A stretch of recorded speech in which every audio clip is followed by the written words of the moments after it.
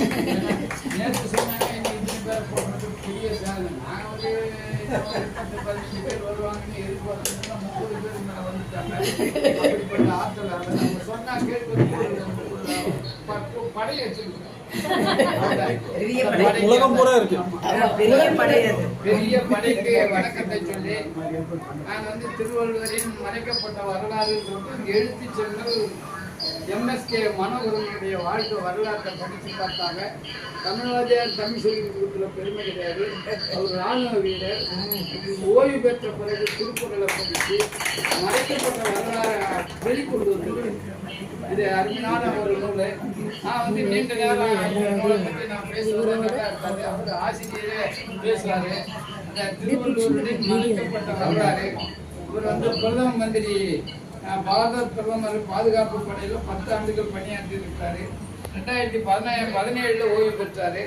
4 ஆண்டுகள் ஆய்ந்து 1330 திருக்குறளுக்கும் உரை எழுதியிருக்கிறாரு.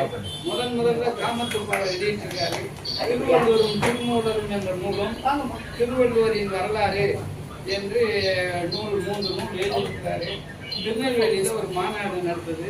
அந்த மாநாடு யாருன்னா நடந்ததுன்னா மோகன்ராஜ் ஐயா 5/1/2025 கோவை மாவட்டத்தினுடைய ஒருங்கிணைப்பாளராக இருந்து 25 கல்லூரிகளை ஒன்றாக சேர்த்து ஒரு பெரிய மாநாடு நடத்திய பெருந்தகை. நாங்கள் ஒரு மாநாடு ஒன்று நடத்தணும். நீங்க இப்போ எங்க நடத்தினாலும் சரி, நங்கநல்லூர் ஒரு மாநாடு திருக்குறளுக்கு நடத்துறது அதான் பெரிய சிறப்பு.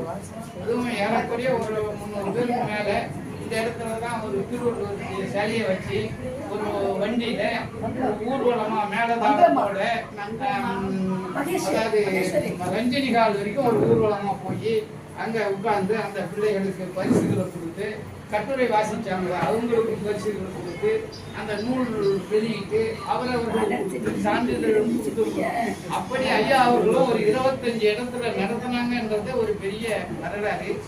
திருவள்ளுவர் எங்க பிறந்தாருன்றதுல பெரிய சிக்கல். அவர் மயிலாப்பூர்ல பிறந்தாருன்னு சொல்றாங்க. திருவற்றியூர் கோயில திருவள்ளுவர் கோயில் இருக்கு. கன்னியாகுமரியில இருக்கு திருவள்ளுவர். வள்ளுவர் கோட்டை இருக்கு. இத்தனை இடத்துலயும் திருவள்ளுவர் எங்க பிறந்தாரு அவருடைய ஆய்வு பண்ணி ஒரு முடிவு தெரிவித்திருக்காரு. ஆராய்ச்சி எல்லாரும் பண்ணலாம், ஆனா முடிவு சொல்வது என்பது ஐயா மிக அருமையாக சொல்லி இருக்கிறார். அது என்னன்னு சொன்னா நாகர்கோயில் நாயனார் குறிச்சி ஐயன் திருவள்ளுவர் பிறந்த இடம். அந்த ஊருக்கு போய் அந்த இடத்தை ஆராய்ச்சி செய்து வெளியிட்டு இருக்கிறார். அது முக்கியமானது. சிறந்த கருத்தை சொல்லியிருக்காரு. அது மட்டுமல்லாது அவர் மயிலை திரு